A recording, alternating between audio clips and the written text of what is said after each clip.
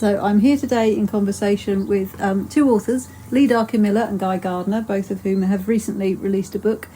And we're going to make a start with some questions. I'd like to talk to you first about you as a writer. Mm-hmm. So, Guy, I'll start with you. What made you want to be a writer? When I was a kid, going back obviously quite some time now, I used to really love making things up. I don't write stories down, but I used to like the idea of making stuff up.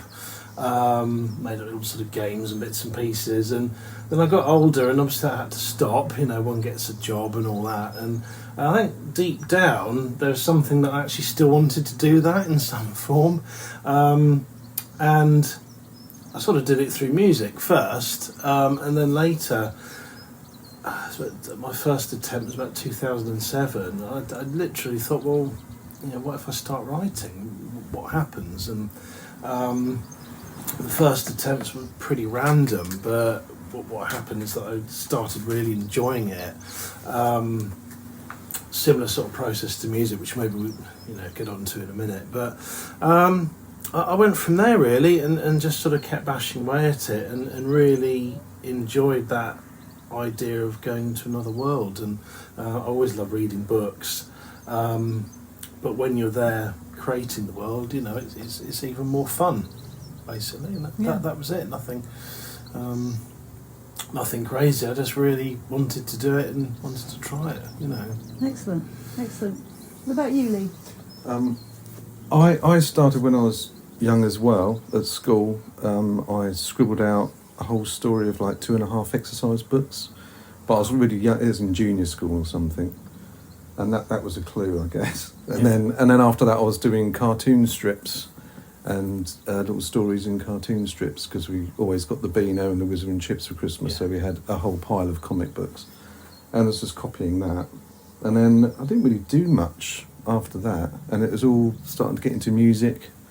I was watching a lot of films. I started watching a lot of films in my teens, and then getting into writing scripts for short films and that sort of thing.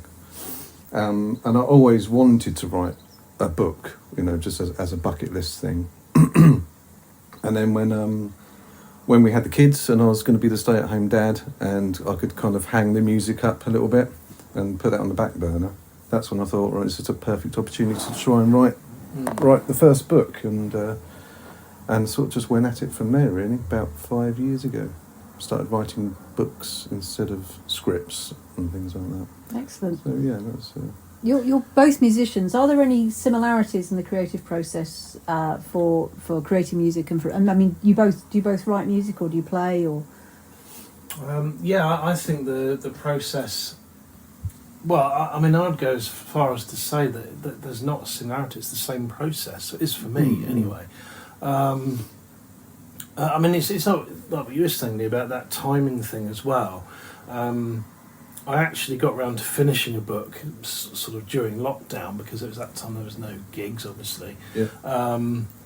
And you really want to sort of do something, and it's, I could actually sort of escape this for a bit, make up a story, and that's kind of when that started. But I think for me, and the way I write, I don't plan. I'm absolutely terrible.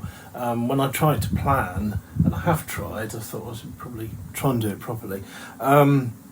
I find myself basically writing the story, only not as much fun. Yeah. And then when it comes to it, is something else going to happen now? And I totally lose interest, really bad. So I sort of make it up with some end goal in mind.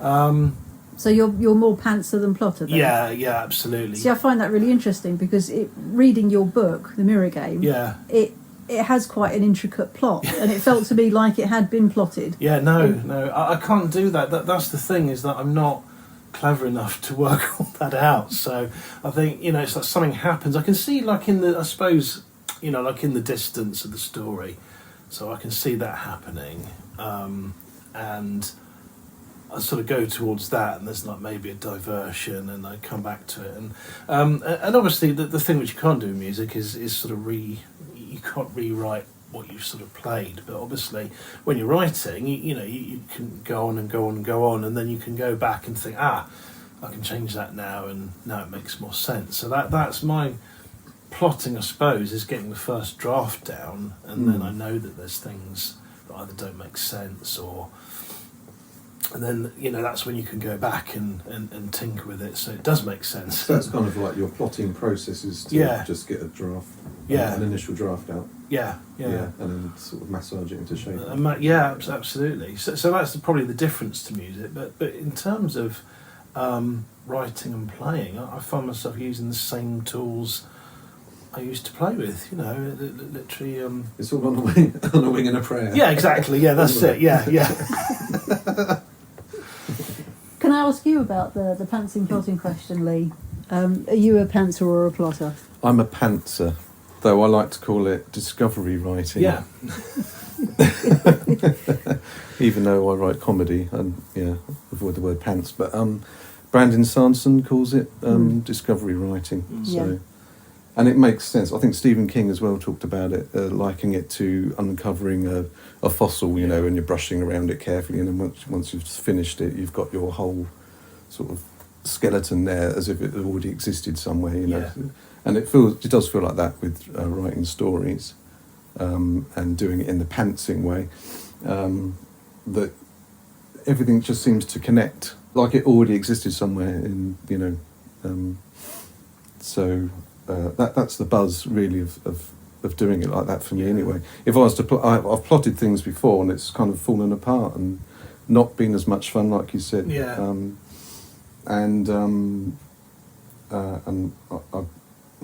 It's just not as much fun, and it seems a bit with the characters, feels like they're puppets on a string when you're plotting and you're saying, let's go over here, now let's go over here, and then let's go and do this, and it feels quite false and not very interesting.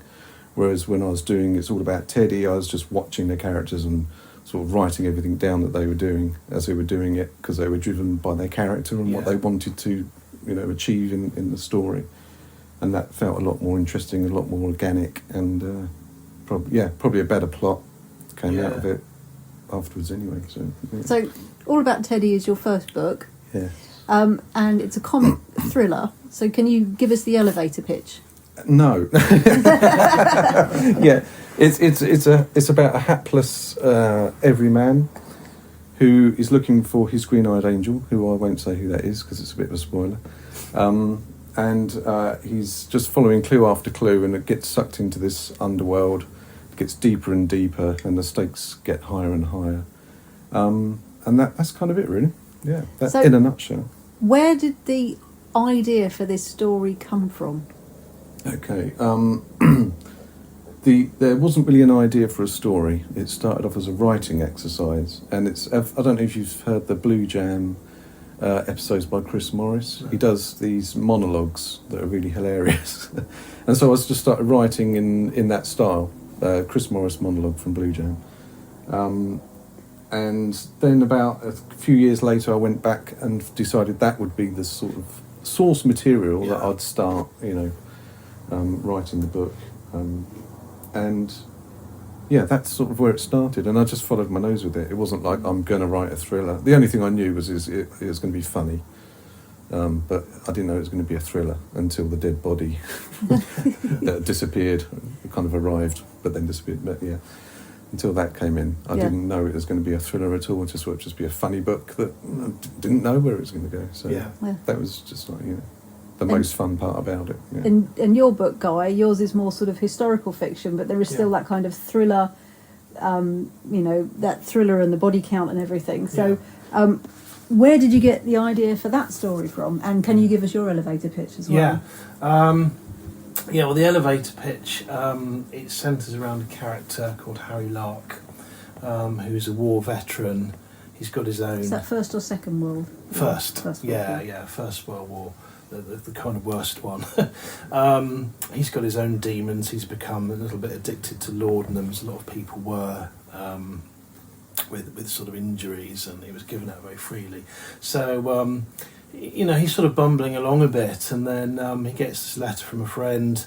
There's been a reappearance of someone who's supposed to have died in the war, and this person sort of reappeared in London, and we don't know why, and I didn't know why. Same, that's kind of what I had, and so he sort of follows this case, and it unravels. The body count begins to go up. There's a sort of whiff of some kind of cover up. And he goes from there, all the while trying to sort of win the heart of the girl that he really fancies, who just happens to be this person's fiancée, which makes it difficult for him. So that's my sort of slightly long-winded elevator pitch. But so where did that story idea come from? Well, again, it's I don't know if I can say, because again, it's all part of this sort of pantstring thing. I wrote a novel with those characters a while ago, and I didn't like it. I finished it, and I thought, oh, this is sort of awful. And I did. I promise this is true. I actually deleted the whole thing, sort of 300 odd pages, and I thought, I can't salvage this. And it was different, although the time period was the same. That was about it. It's a completely different story. So I got fed up with it then, and I thought, I can't do this, And then I really liked the characters and the time. I just really liked it. I don't know why, because I never used to read historical fiction growing up. It's not something I ever had that much interest in, but I just kept seeing these characters, and so I thought, okay, well, that's what I like. I'm going to start again with that, and this sort of reappearance of this person, and it sort of went from there, and the ideas gradually, came together, and I started thinking about the war, and tremendous sort of amount of suffering people sort of went through, and because it was the First World War, we hadn't had any experience of anything like that up to then. So we'd had wars, obviously, but this war, where literally a world where everyone was sucked in, the fear afterwards was that the world would literally descend into chaos. They thought that people would be changed, like the soldiers would come back, and they were changed, obviously, but people would become barbaric, and the whole sort of society would break down. And it was a very real fear, throughout the sort of like latter part of the 20s. So that kind of informed the story a little bit, in sort of various places. And I just went from there, again, so it's almost like not a single idea, but more, a set of characters and a sort of situation. And I was going to say that earlier. I think one of the things, if you've got a character with a tough enough challenge that it means the sort of basically the life or death almost, either they're going to achieve this or they're not, you sort of got everything you need, because they have to, like in Harry's case, he has to sort of solve this case, almost for his own personal kind of redemption, and I think once you've got that, it like you said, Lee, you can just sit back and watch them go.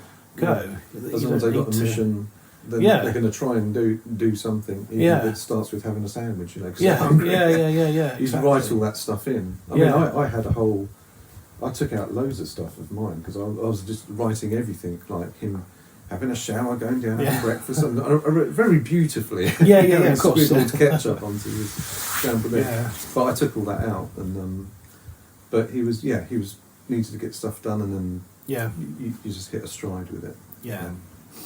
I almost feel, I don't exactly believe characters exist, but I sort of feel like when you start the book, you can say to them, look, I'm sorry, this is going to get tough. I won't lie to you, but, Some of you might not make it. Yeah, some of you might not make it, those are the breaks. We're all in it together. Yeah. So what was it about that period in time, and what I mean, to fix on that as, that set of characters, that time period, is there something you'd seen or read that drew you to that period of time? And what research did you do to get the period detail right? And how do you achieve that balance so it's a readable book, but you still have that strong sense of time? I think what drew me to that time was there's a sort of lack of technology. I mean, there obviously was technology, but so if you said, I'm going to be somewhere on Monday, then you were there. That's it. There's no email. Oh, sorry, I can't make it by text. So I think people sort of did things and sort of meant them, and there's a lot more riding on, you know, I'm going to do this, I'm going to be here. So I kind of liked that. I liked that kind of sense of not quite the Dark Ages, obviously, but also, yeah, it was still a time of adventure, I think, you know. So that sort of drew me to it. And research-wise, what did I do? Well, there's films. Yeah, I think I sort of watched a few films. I think you've got to be careful a bit with films because, again, you're not making a film. You've got to kind of convey in words, you know, and I think it's a slightly different thing. So I read a bit of sort of, you know, like writing from the time. I didn't do, my research was really scrappy. I'd love to say that I went to museums and, you know, but I didn't. I sort of did the bits of research, trying to get enough together, like what cars sounded like at the time. That was one I did, and listened to that, motorbikes. Because I think that's, if you hear that, like cars had a certain sound. So I tried to sort of describe that in the book, and I think things like that, hopefully anyway, are a little trigger, you know, if you read it, oh yeah, I can sort of imagine that. I found out, I can't remember where I found out now, that they used to make lighters out of shell casings, you know, in the trenches. So Harry has one of those, and I thought that's quite, I like that, and he sort of says somewhere in the book, it reminds me of where I come from. So I think it's kind of like I did do reading, I did do internet research, and then you've got to try and put all that aside and just bringing up one or two details that are going to really sort of make the scene vivid. And I think actually the reader's the one, you have to sort of trust that the reader will play their part in building it up.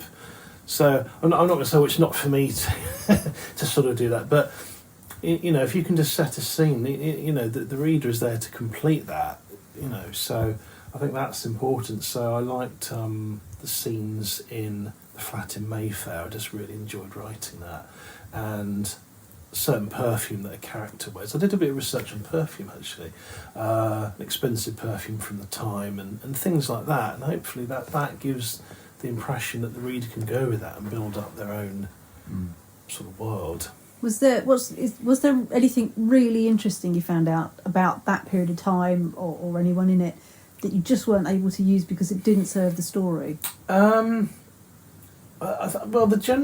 thing I sort of found out, the whole sort of movement of the eugenics movement at that time, which in fact is not quite true because I did use a little bit of the influence of it, but going back to what I said about this sort of fear of the world breaking down into chaos, there's quite a big movement for things like controlled breeding, like licensed, but so not anyone could have children, only certain people could, and backed by some pretty important political figures. It wasn't a sort of underground movement, that there's a lot of real backing for it. It's quite scary, really. Only certain people go to school because they're the ones that are going to progress. So it's this sort of thing of trying to, you know, build us almost like a sort of Aryan race. So this is sort of before, obviously, you know, Hitler sort of got going, but we sort of played our part as well. Of obviously not quite so extreme, but like I said, yes, sort of licensed. You know, so couples have to have a license, and so that was sort of scary. It was quite dark. And it does come out a little bit, but I didn't put a lot of it in because the story wasn't really about that. But that would be the one thing I found out that I didn't have any clue about, you know, beforehand. It was pretty interesting, but and scary in equal measure. Very scary. Your book, Lee, is set in the current time. Yeah, much easier. Much easier. Yeah. But your new book that you're writing now is set in the late 1700s. Yeah. So you're encountering the same sort of challenges with historical writing. Yeah. So can you tell me a little bit about your research process? Yeah, it's similar to Guy's actually. I watched a lot of films. Made at the time? Not made at the time. No, based in the 1700s. I watched a lot of films just to get the general vibe of the times and to just get into that space and hear the people talking, how that, you know, because really the trickiest thing I've found so far is the fact that I've decided to make it a comedy, and it's like 1700s and make it funny, and it's like there's only so much you can draw on. With Teddy, like I say, it was modern day. I had everything to draw on, like everything that went before today to draw on, pop culture, references, everything, nonsense language that you can do, these days. I just had it all to draw on, but with this historical fiction, it's really quite difficult to make it funny. But research-wise, it was films, reading books like Dr. Johnson's London and similar things like that, which give you a certain insight into day-to-day living. And I just tend to pick up little interesting facts and bits and pieces, and just scribble them down somewhere. And hopefully the more interesting ones will just sort of bubble up as you get to the point, where you go, I could mention that. And and Googling in the moment, because I wrote something like, he made a beeline for me. And then you think, when did that phrase come out? It doesn't sound very similar. And then you look it up in like 5 seconds flat and find out it was, mid 19th century, somewhere around there. And you go, right, delete that, start again. So I have a question for you actually on that. How much do you draw on, say, I suppose, like something like Blackadder would be an obvious example of using like modern humour as a sort of, like a sort of contrast. This is funny because we're modern. And how much did you try and just make it funny because it was that time? Yeah, so I started the first chapter, finished that, then read over it and thought, this isn't funny. Right. This is just a period piece, just a historical. So I went over it, just went at it, tried to put in funny bits, left it, went on to a few more chapters, then came back, read the first chapter and thought, this is too much, this is, too much sort of modern day, flavours, I suppose. And I did think of the Blackadder thing, like you could sprinkle some modern day sort of humour here and there and maybe get away with it. Yeah. But finding it within a book, it just didn't seem to work, really. And it's such a sort of stuffy period as well.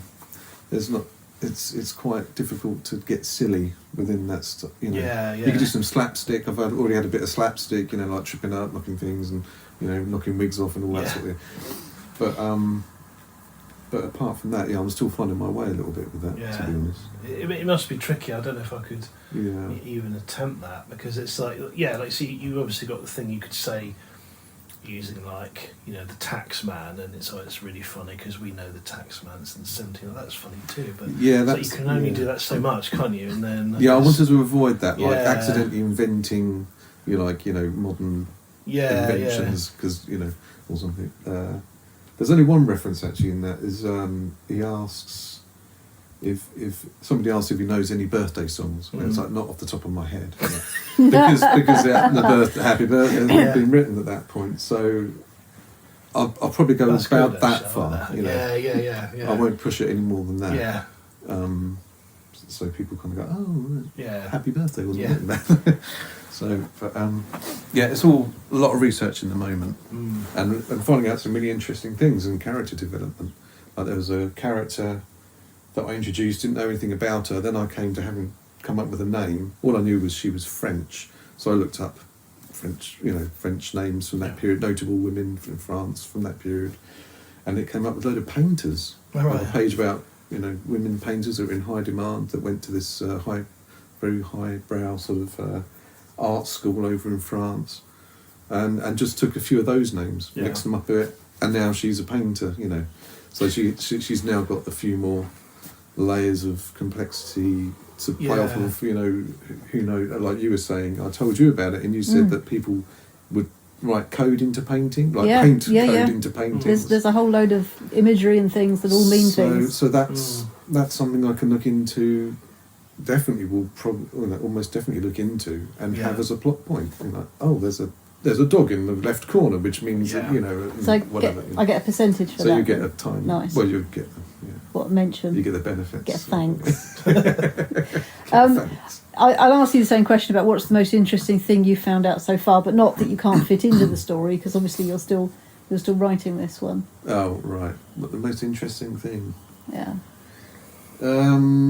Actually, the female painters, the lady painters. That's quite interesting, because you don't really picture that usually. You just, But the other thing was the harpsichord, because he goes and plays at this manor house. The main character, he's replacing his so he's master. also a musician, isn't he? He's a musician, yeah, a composer, and he's got to go and play at this manor house for the night because his master's ill. He was going to go and do it in the first place. And there's this harpsichord there, and he's like, "Oh, that isn't what I think it is." "Yes, it is. Indeed, it is." And the Lord comes in and starts and explaining who made it. And it was this guy who I'm not going to be able to remember his name because I'm terrible with names. But there's this guy who made these harpsichords for the king. He was an instrument maker for the king. I think there's one that's of these harpsichords that remains today, and I think it might even be in this country somewhere. Right. And yeah, just looking up about just these little sort of interesting facts. That's probably one of the interesting ones so far. Just a little bit of harpsichord history, It's quite nice to find out. Yeah. Can I ask you both about your process? Because you're both musicians, so working musicians. You both have families with young children, and you're both trying to fit the writing in as well. So, what does your daily routine look like? Are you able to sit down, and do you need to sit down for a couple of hours, or are you 10 minutes here and 10 minutes there? And do you ever suffer from writer's block? And if so, how would you go about getting past that? I'll come back to you, Guy. Okay. I was lucky. Well, the first time round, because we were in lockdown, there's a bit more time to do it, than there would have otherwise been. For me, it's sort of quite simple. My wife's in a similar position. She makes and sells things online. So we basically both work at night when the kids are in bed, when they're unconscious. That's the sort of time to get things done. So I got into a nice routine of, we sort of have dinner and write, sort of start at sort of 8 or something in the evening and write on till... at one point I was just doing it, as you do the same opposite me, like falling asleep, so I'll be writing... And then I'd wake up and I'd just been leaning. There's just like ends down the page. Not Z. It should have been Z's. Yeah, exactly. Yeah. Sideways Z's. Yeah. Sideways Z's. So that was good, and I like that because you can really jump into the world and just keep going and going and going, and that's how it sounds like the same for you, Lee. So that's how I sort of do it. Just keep going and. Now it's a bit different, back to sort of the grindstone, and so I've been doing bits and pieces here and there, so it's a little bit more scrappy. So, for example, teaching piano, a student doesn't turn up, well, it's half an hour, and then of course they turn up 5 minutes later and you get annoyed, but... So what do you write on? Just laptop. Laptop. Yeah. And I think I'm sort of... I don't know how you sort of feel about this, but I'm quite lucky in that I can jump in for 10 minutes and carry on where I left off. I don't have a problem with that. I know where I am. So I can sort of write for 10 minutes and get half a page done and... obviously then go back and edit later, but so I just fit it in when I can, and just writing around other sort of things, and if there's 10 minutes, great, or a bit longer, and I've definitely got it done like that. I think if, there's a danger of going, okay, I'm going to write Friday night, you put everything on that, and then, either something happens or you're really tired, that if you don't get it done, you feel like you've really sort of failed, and that spiral, I think that sort of thing can then actually lead to, I don't sort of believe in writer's block per se, but I think if you start getting annoyed that you haven't done any writing, that can be a bit of a sort of block in itself. So I think it's better to write, even if it's not that good. At least you feel like you've written something, you know. No, I don't believe in writer's block. I think just keep bashing away. I think that's what I did with music. I think you get some people are clearly maybe they have a lot of natural talent, so they can sort of do something. Like with music, I've been drawing parallel with music. I didn't really have that, so I just had to sort of work at it, and bash away and bash away and bash away. And I think it's the same with writing. You know, just keep trying to do it, and you know, if you start going, "Oh, I'm blocked," it's almost like a self-fulfilling prophecy. You know, just I try and get something down. If it's rubbish, you can delete it later. Yeah. You know. Yeah. And then hope that. I mean, certainly with music, you know, I remember early on, you know, I was like, God, everything I play sounds awful. But I just sort of keep trying to persevere, and then it doesn't sound quite so awful. And yeah, that's how I do it anyway. Pig-headed. Yeah. What about you? As far as my writing sort of schedule, Yes. I'm the same. I try and write when I can. During the day's better when the kids were at school. During the lockdown, it didn't work out for me so much because the kids were off from school and I had to homeschool them and print out things. And that was quite help a with nightmare. maths. Oh, yeah, I couldn't help with maths. But so it didn't go too well with the lockdown. I think I'd finished my Teddy by that time anyway. I think, and so I was shopping it about maybe at that point. Yeah. But now it's the kids off to school, and that's kind of my time during the day. Yeah. To write, and I'll maybe get an hour or two in if I'm lucky, I guess, of meaningful writing. Yeah.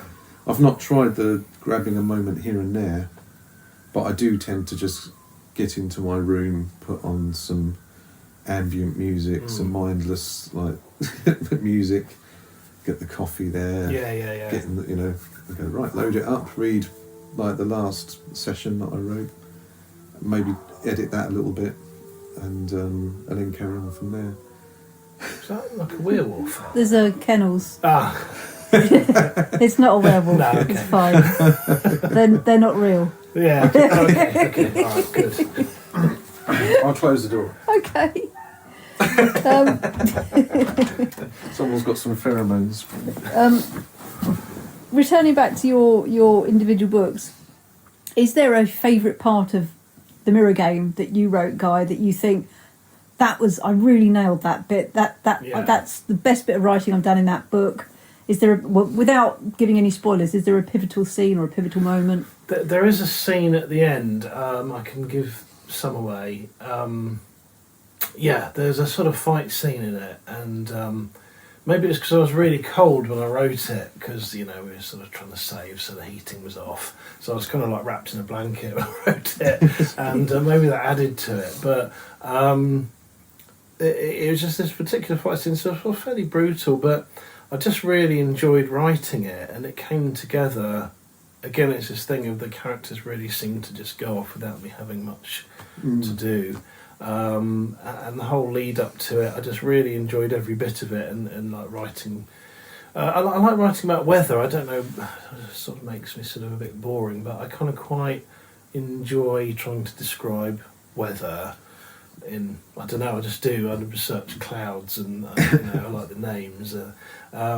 So it's the scene, without giving too much away. You know, it snows and the light gradually goes, and they're trudging through this forest, and everything's getting more and more indistinct. And that was my favourite bit, I think. Yeah, there's lots of stuff that I love writing the whole thing, to be honest. But just think about that. I think I quite enjoyed that. It was pretty brutal, to be fair, but it was good. The same question to you, Lee. Yeah, I don't know really. I don't think I have any standout like favourite bits that I wrote for Teddy. Maybe at the start they go into this riot that was already going to be happening, and they were just going to piggyback off the back of that to do some looting. Yeah. And that whole scene was quite long actually. It's quite like 8,000 words or something. Quite one of the longest chapters. I did end up cutting some bits out, but that was good fun because that's when the book really took off. I think it meandered a little bit. It was getting a bit more interesting, and things were happening. And then as soon as it exploded onto that bit, it sort of that was probably. Doesn't really stop after that. It doesn't stop after that. No, not really. It's sort of, that was the big energy push it had. But that's sort of got the rest of the book going. Yeah. But, I'll talk a little bit now about the publishing and promoting process, because you've both published these books with the Book Guild. Yes. Which does traditional publishing and also hybrid. Mm. So, how did you go about getting published? I initially started off querying agents, so I was just sending off very, very interesting letters to agents. Yeah. Were you sparkling on the slush pile? Yeah, I was sparkling on the slush pile. And it's I was getting rejections, obviously, like everyone does. Some people saying nice things. Never quite sure whether it's their standard saying nice things letter anyway. And then some, about 3 or 4 maybe, came back and said that comedy thrillers are notoriously difficult to sell. So no thanks. And after about the 3rd or 4th one, I was thinking, okay, I might have chosen the wrong genre to write. But and then it was really off from you saying that you'd found a publisher, and I was like, oh, who's that then? I've not thought of just going straight to a publisher. It's just been agent. Yeah. And so Guy can probably explain. Yes. Yeah. So my process was like yours. I did. I did a short list of. I sort of research agents. I did a short list of agents that I thought I might have the best shot with. But it was exactly the same. Got some nice compliments. Sort of teasing. It's almost worse in a way. The ones that go, it's not for us. You go, okay, it's really not for you then. Mm-hmm. But some of them go, I really liked it. I had one that did say, I really liked the characters and I really liked the premise, and but I don't feel strongly enough about it. Sorry. Okay. So I started thinking, well, what's going to happen with this? And I didn't know if I wanted to sort of go down the self-publishing route because it's so hard and put so much sort of time into it.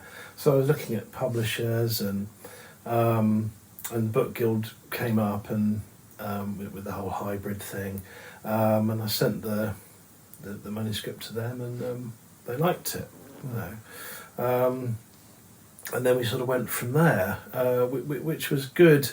I mean, they've been great actually, and they are really supportive, and I think the way things are going, this hybrid sort of model.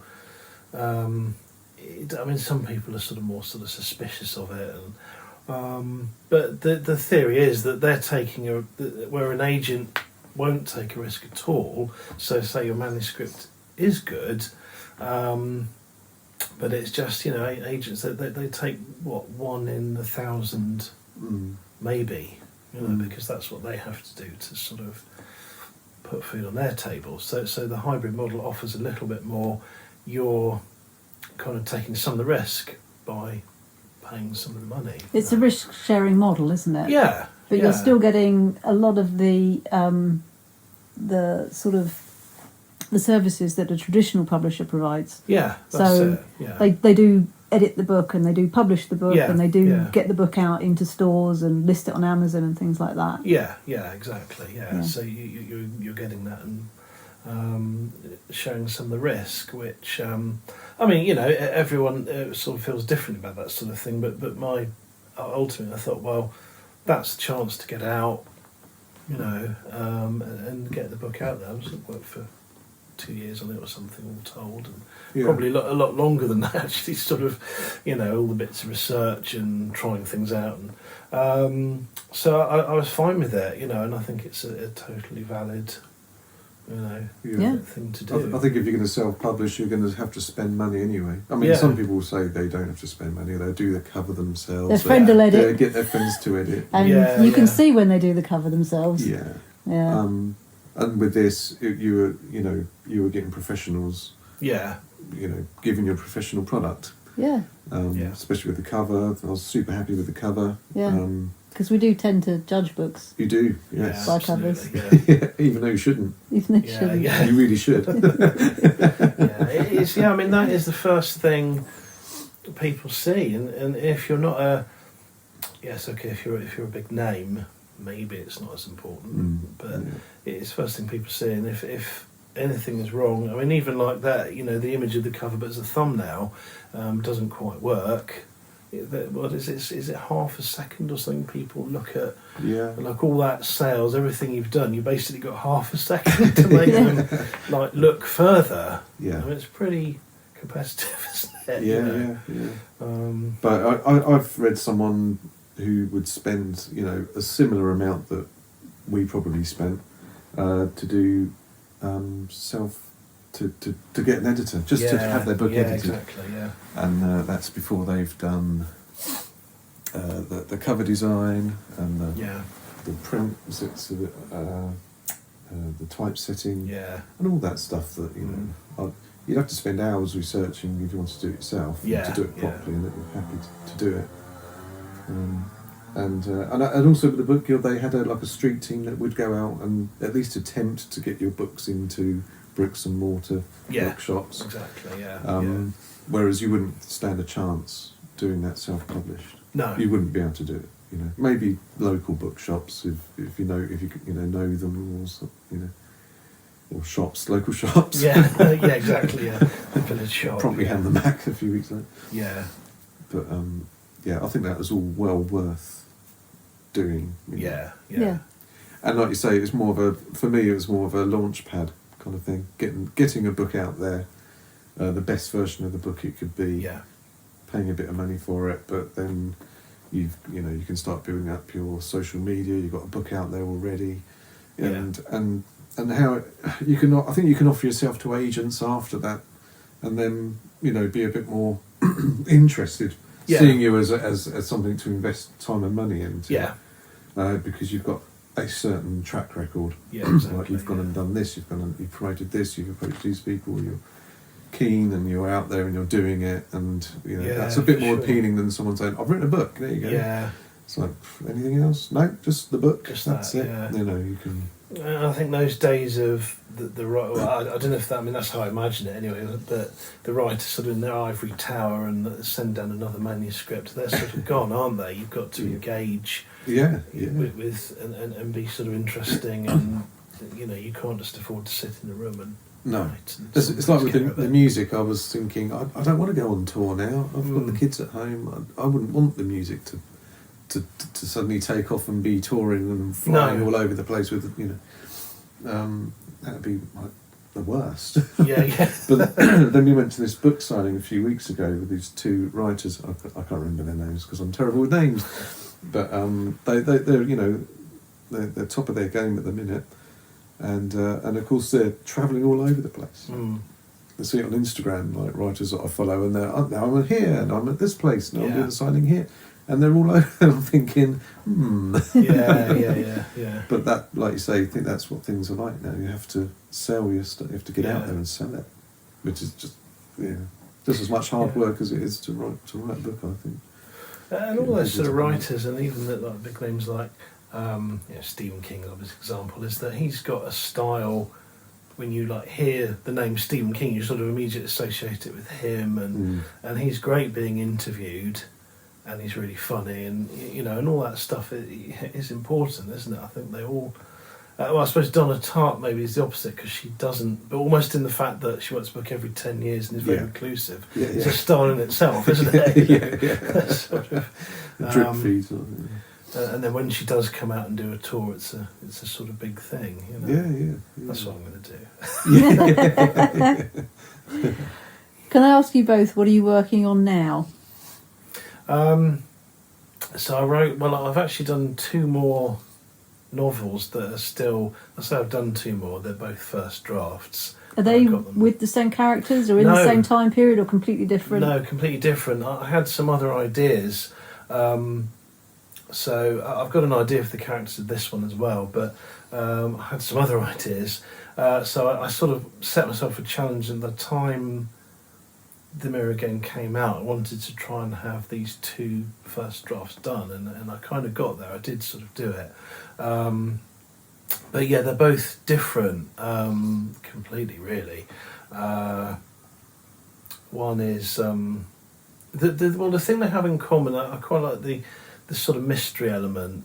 So it always seems to be that something somewhere, there's a mystery that needs sort of solving. So one book is set in the 1890s. Again, just what I saw when I saw the character, and it centres around this lad whose mother, they sort of go to London. He's partly Indian, and his mother disappears in odd circles. I guess it is a bit like the book, actually. She disappears rather than reappears. That's what's different. And really, the story is about him finding her. So it's quite an easy. It was easy to write because that was all there was. It was just him turning from a boy to a man. Finding out what sort of happened and why it happened. And the other one's a bit more complicated, but does centre on an unexplained. It's set in this time, actually. Sort of like a unexplained sort of suicide, and this group of people that grew up on an island, fictional island just off the coast of Cornwall, and they're sort of drawn back to it, and so sort of what happens to them and why this one person committed suicide, and I enjoyed that one because I didn't know. I wrote it was genuinely. I actually didn't know how it would turn out at all. Normally I do have an idea in the vague, sort of hazy distance, but this one I didn't, and so it was properly good fun. And some of it is set in Cuba in the 50s, and it comes back, and that just appeared out of nowhere. It was good, and then but that was definitely a case of then editing it down, Right. So it makes some kind of sense, Yeah, so that's kind of where I am. Well, we talked about that a bit, but I'm doing another comic novel which is set in the 1700s, well, 1780s ish, about a composer, a lad who's a musician composer, and just finds his way into high society, and this guy who's an absolute music lover. Well, he's not a guy, he's a lord, but and he's got lots of money, and he invests his sort of time and money into this young composer, and I don't really know what's going to happen from there. So I've only just started at chapter 4. Yeah. But it's all the intrigues building up. There's characters coming in, people spying on things. Yeah, it's all sort of bubbling. But who knows where. I had this idea that it'd travel over to Europe, to Vienna, in the same way that a composer would maybe go over to Hollywood to rub shoulders with the A-listers over there. He'd go out there to try and get his manuscript in front of Mozart. What do you think? All this sort of thing. But that might not happen. I don't know. Yeah, that's the fun bit about it. Yeah. And also, I'm doing a children's book. Oh, right. Of an idea that I've had for ages. And keep meaning to do. I'm about maybe halfway through that. Oh, cool! Yeah. And it's called Daddy Lion, and it's about this dad has his hair cut one day, and the wind comes up and blows it out into the garden, and then they go out the next day. It's all from the kid's point of view. It goes out the next day, and they're watering the tufts of hair, playing with water and stuff, and then the next day they're like, "Oh, come and have a look at this," and there's a little head. Nestled, and and they eventually grow into daddy lions, which is like cool. And and they just keep multiplying and multiplying, and until it becomes a bit of a problem, and becomes a bit of a world problem because you can't kill them, grind them down for meat or anything. So and then they get in touch with a scientist to build them a spaceship to take them to their own planet. And the scientist is an elephant called Leon Tusk, who builds a spaceship. That's the intention anyway. Like Excellent. I say, whenever I plot, it goes wrong. But that's So about halfway through, the crisis is about to kick off. That's brilliant. Yeah. Can I ask you about your reading habits? And Are there any books or any authors that you particularly like? Any books that you reread? I always mention this book called The Bone People by a writer called Kerry Hume. I do reread some books because I really like it. My wife thinks, well, why would you read that again? But I do. I love rereading books. But the Bone People is an absolutely amazing book, and it's the only book she ever wrote. She's from New Zealand. She died recently, actually. It's a real shame. Yeah, so she wrote a lot of poetry, and she just wrote this one novel, and honestly, it is the best book I've ever read. It really is. It tackles some really complicated issues. It sort of centres around a woman who's a very reclusive artist, and she finds this lad one day who sort of turns up at her house, and she doesn't really want anything to do with him. And then his dad comes to pick him up later, and his dad's got a real temper problem, he's sort of quite violent, and the three of them end up swept into this sort of whirlpool. And the question of the novel is, can you accept someone who's like that? Can they change? And can they sort of be accepted? You have to read it to find out. But it's absolutely stunning, and her writing. As I say, she wrote one novel and never wrote anything else, and she poetry. She was an artist, really interesting person. But that one novel is incredible, So I recommend that. But general reading habits for me, I just read everything. I read romantic stuff, chick lit stuff. Obviously, I love Stephen King. Just anything and everything. I try and sort of. When I was a kid, I just read fantasy. That's actually all I read, for sort of years. I didn't read anything else. And I still love that as well. But now I try and read wide. Just whatever I think sort of might take my fancy, and I'll just let it go from there. Well, I came from lots of films. Yeah. A film background, so I was just watching so many films. Read a fair amount when I was a kid, but not a lot. My brother was the reader, really. But when I did pick up a book, I really enjoyed it. Probably more than watching films, because they're so immersive.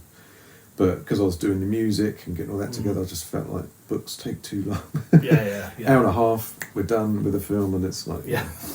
But when I decided to get into writing and write a book, I thought, right, I better catch up a bit with things. Yeah. And so I'd watch videos on YouTube of writers sort of getting into American novelists like T.C. Boyle and Joyce Carol Oates and people like that, and George Saunders. And of course they'd be on these YouTube videos talking about their writing, and then they'd name drop other writers that they would read. So I'd be off down the library, ordering some books online, go down there, pick up another pile of books of authors I've never heard of that are meant to be really, really good, and I just chewed through loads of books for a couple of years, just constantly to and froing from the library. Yeah. And that was kind of like my education. But that's kind of almost continued as a reading habit. I mean, I've got a load of random books sort of piled up to get through, and some of them like historical, horror, old classics like I've never read Jaws before, so thought I should read that. I've got On Chesil Beach, which was a really good read. Finished that. That's such good writing. Yeah. And then you don't want to touch the keyboard after that. Yeah, that's the thing, isn't it? But... Imposter syndrome kicks in. So same as Guy, just read wide and not get stuck in any ruts. Okay, final question, and it's completely not, well, it might be a writing one depending how you answer it, but what are you proudest of? What am I proudest of? Well, obviously one has to say kids. But I genuinely do, that's all I'm proudest of, obviously. But I think with writing, I don't know, I think it's the whole process of just finishing a book. It's quite a hard thing to do, and finishing it and getting it out there and having it in your hands as a done deal, I'm pretty proud of that. Yeah, kids definitely first. Yeah. I think writing-wise, So sometimes, like, you know, getting when someone's done a positive review, and someone said very nice things about the book. That's when I feel like, you know. And they're not related to you. They're not really. They're not. You know. They're not friends. You haven't got a gun to their head or anything like that. Yeah. And they've just read it, enjoyed it, and, you know, gushing slightly about it. That's really nice. You know, that's quite a proud moment, I suppose, in the writing. Because finishing it, I think I did like I was constantly going over it anyway, editing as I'd always read from the start and change little bits as I go, which is a long process. But yeah, finishing it and doing lots of drafts just felt like an ongoing process. And the publishing and having a book to hold in your hands, and, you know, signing a book in Waterstones for a stranger. Yeah. That's always really nice. But yeah, hearing back the other end, and getting a good review is really nice. I was gonna say, I sort of hadn't thought of that to you, but yeah, that when you get a good review is really nice. And I had one from a guy that was a war veteran. He's a blogger, you know, sort of book blogger, and I didn't know that. I'd probably not.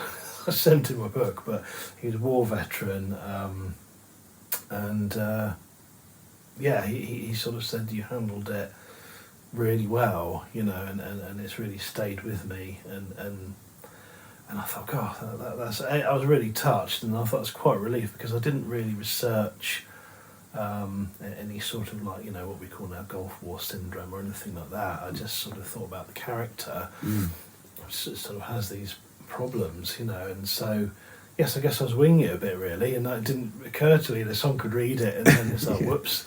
But he said it was good, and that was really touching, and then quite relief, sort of equal measure, you know. But that was a nice moment, yeah. No, that's brilliant. Well, it's been absolutely lovely talking to both of you. So thank you to Guy Gardner, whose book Mirror Game is published with the Book Guild, and thank you to Lee Darkin-Miller, whose book It's All About Teddy is also published with the Book Guild, available from all good bookshops and Amazon. It's a pleasure. Thank you very much. You.